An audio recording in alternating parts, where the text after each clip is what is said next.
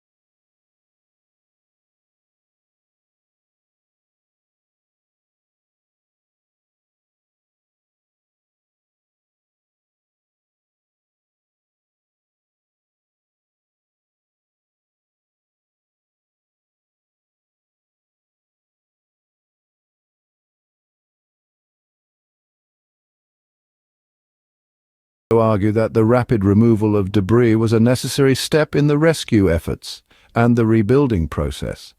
Are these theories grounded in fact, or are they merely the product of conspiracy-minded thinking? As we've seen, the 9/11 attacks have given rise to a multitude of conspiracy theories. Each one, from the controlled demolition theory to the supposed insider trading, presents a different perspective on the events that unfolded on that fateful day in early September 2001. In our exploration, we've unearthed the theory that the Twin Towers and Building 7 were not merely victims of airplane impacts and subsequent fires, but rather they were brought down by controlled demolitions. Critics argue that the speed and manner in which the buildings collapsed are indicative of such a scheme, rather than the result of a simple structural failure due to fire and impact damage. We've also delved into the mysteries surrounding the Pentagon attack. Skeptics question whether American Airlines Flight 77 was truly the cause of the damage. They point to inconsistencies in the aftermath, suggesting alternative explanations that veer away from the official account. The identities of the 19 hijackers have also been a point of contention. Some theorists argue that these identities were either fabricated or that these individuals were mere pawns in a larger, more insidious plot. Theories regarding the US military and air defense responses have also been brought to light. Critics argue that these responses were intentionally delayed or stood down, allowing the attacks to occur. We've explored the claims of unusual stock trading activity preceding the attacks, suggesting that some individuals or entities may have had foreknowledge of the events. And finally, we've examined the allegations of evidence suppression. Critics argue that key evidence was either withheld, destroyed, or tampered with to hide the truth about what really happened on 9/11. Each of these theories presents a new lens through which to view the events of 9/11. They challenge the official narrative and invite us to question, to probe deeper. However, it's important to remember that these are just theories. Their veracity remains a subject of debate and further investigation. Whether you believe these theories or not, one thing is certain: the events of 9/11 continue to... Have you ever wondered why the Twin Towers collapsed so quickly on 9/11? This question has sparked countless debates and given rise to a popular conspiracy theory known as the controlled demolition theory. This theory posits that the Twin Towers and Building 7 were brought down by precisely planned and executed demolitions, not by the impact of the hijacked airplanes and subsequent fires. The controlled demolition theory has gained traction over the years, despite a lack of concrete evidence. It's an idea that appeals to our sense of intrigue, our propensity for questioning authority, and our desire for simple explanations to complex events. Yet, the world of science and engineering paints a different picture. Experts in the field have conducted extensive analyses and simulations to better understand the sequence of events that led to the collapse of the Twin Towers. The consensus? The manner in which the buildings fell is consistent with the damage caused by the impact of the airplanes and the subsequent fires. The extreme heat from the burning jet fuel weakened the steel structure of the buildings. This, coupled with the massive physical damage from the impact of the planes, led to a progressive collapse. In other words, once the process started, it was inevitable that the entire building would come down. Moreover, controlled demolitions require weeks, if not months, of preparation. They involve drilling into concrete to place explosives, ripping out walls for wire runs, and other activities that would have been nearly impossible to carry out undetected in the Twin Towers. To sum up, the controlled demolition theory, while certainly fascinating, does not hold up under scientific scrutiny. The reality is likely less dramatic, but no less tragic. It was the combination of the physical damage from the plane impacts and the intense heat from the fires that led to the swift and catastrophic collapse of the Twin Towers. So, it appears that science and expert analysis do not support the controlled demolition theory. But what about Building 7? Why did it collapse, even though it wasn't hit by a plane? This question has sparked many theories over the years, some more plausible than others. The most credible explanations, however, come from experts in the field of structural engineering and fire safety. According to these experts, Building 7's downfall was a result of a combination of severe structural damage and uncontrolled fires. The structure sustained significant damage from debris when the Twin Towers collapsed earlier in the day. This, coupled with fires that burned for hours, weaken the building's structural integrity. The fires, fueled by office contents and not effectively fought due to lack of water, heated the building's steel structure. This caused the beams and columns to lose strength, leading to a progressive collapse. So, even Building 7's collapse, mysterious as it seemed, has a plausible scientific explanation. And what about the Pentagon? How could a Boeing 757 make such a small hole? It's a question that has fueled countless conspiracy theories. But let's delve into the facts, shall we? The Pentagon, an iconic structure and symbol of American military might, was the third target of the terrorists on that fateful day. The impact of Flight 77 on this structure is supported by a wealth of physical evidence, not least of which includes fragments of the airplane itself. This debris found scattered around the crash site bore the unique identifiers of the Boeing 757, from landing gear parts to the jet's black box. But of course, physical evidence is just one part of the puzzle. There were also numerous eyewitness accounts, people who saw the plane approach and hit the Pentagon. These accounts come from a diverse group, from Pentagon personnel to motorists on nearby highways, all describing a similar scene, a large commercial aircraft swooping low and striking the Pentagon. But then, why the smaller hole? The answer lies in the structure of the plane and the Pentagon itself. The nose of the Boeing 757, where the initial impact occurred, is relatively weak compared to the rest of the plane. Thus, it created a smaller hole. The Pentagon's reinforced concrete walls also played a role, resisting the impact to an extent. Moreover, the damage to the Pentagon wasn't limited to the entry hole. The plane's wings, packed with fuel, caused a devastating fireball on impact. This resulted in extensive damage and loss of life within the building, a tragic reality that can't be overlooked. So, while the theories circulate, the evidence tells a clear story. The physical evidence, the eyewitness accounts, the damage consistent with a large commercial airplane, all these elements converge to support the official account. The Pentagon was indeed attacked by Flight 77, a Boeing 757 commandeered by terrorists. Thus, the physical evidence overwhelmingly supports the official account of the Pentagon attack. But who were the hijackers, really? This question has been the basis for a number of theories questioning the identities of the 19 men who commandeered the planes on that fateful September morning. Some theories suggest that the hijackers are still alive, or that they were mere pawns in a larger plot. However, these theories fail to hold up under scrutiny. Investigators were able to confirm the identities of the hijackers through extensive and rigorous methods. Flight records were meticulously cross-referenced, painting a clear picture of the men's movements leading up to the attacks.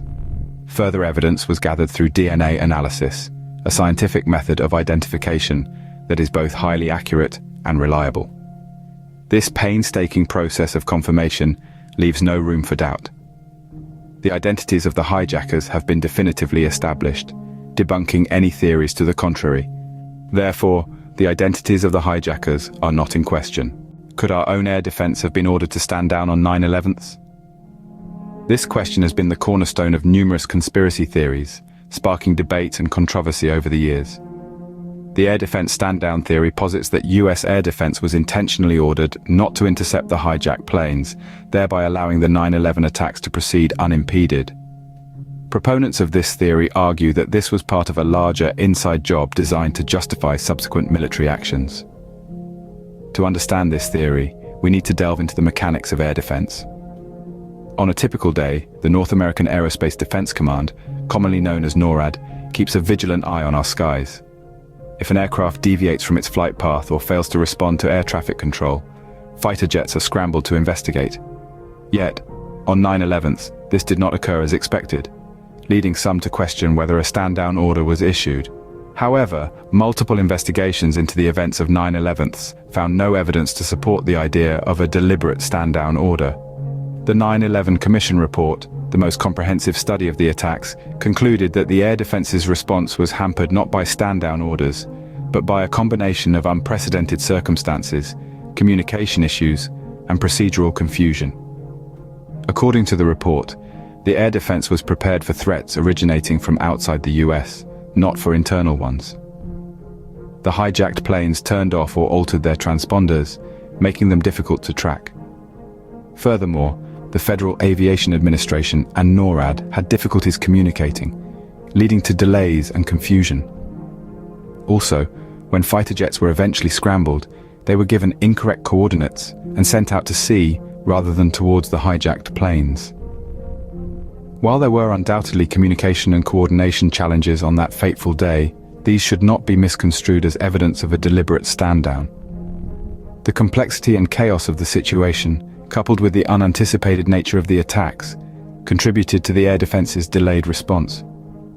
While there were certainly issues that day, a deliberate stand-down order isn't supported by the evidence. So, why do these conspiracy theories persist, and what is their impact?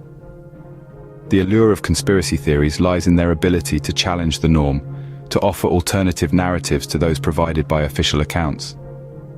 They present a world of shadowy figures, clandestine operations, and hidden agendas that seem to give a more exciting, if not sinister, twist to reality. In the context of the September 11th attacks, these theories have created a web of narratives that counter the official account. Narratives that are often fueled by skepticism and a desire for answers beyond what has been provided. This creation of alternative narratives, however, comes at a cost. It contributes significantly to a climate of distrust towards government institutions. With every theory suggesting a cover-up or a hidden hand, trust in the government and its narratives erodes. This can lead to further skepticism and even cynicism, making it harder for the public to discern truth from fiction and potentially undermining democratic processes. But perhaps the most poignant impact of these theories is the emotional toll they take on the victims' families and survivors of the attacks. For them, these theories aren't just abstract ideas or intellectual exercises. They're personal, a direct affront to the memory of their loved ones. They can reopen old wounds, create new ones, and make the process of healing and moving forward even more challenging. So, why do these conspiracy theories persist? Possibly because they offer a sense of order in chaos, a way to make sense of an event so staggering in its scale and its horror. They persist because they tap into our inherent desire for answers, for truth and for justice, even if the narratives they offer are often far removed from reality. While these theories continue to circulate, the evidence remains firmly on the side of the official account. The consensus within the scientific and expert communities echoes this sentiment, rooted in rigorous investigations, expert analyses, and scientific research. The legacy of these theories, then, serves as a stark reminder of the power of narrative, the importance of critical thinking, and the enduring impact of September 11th.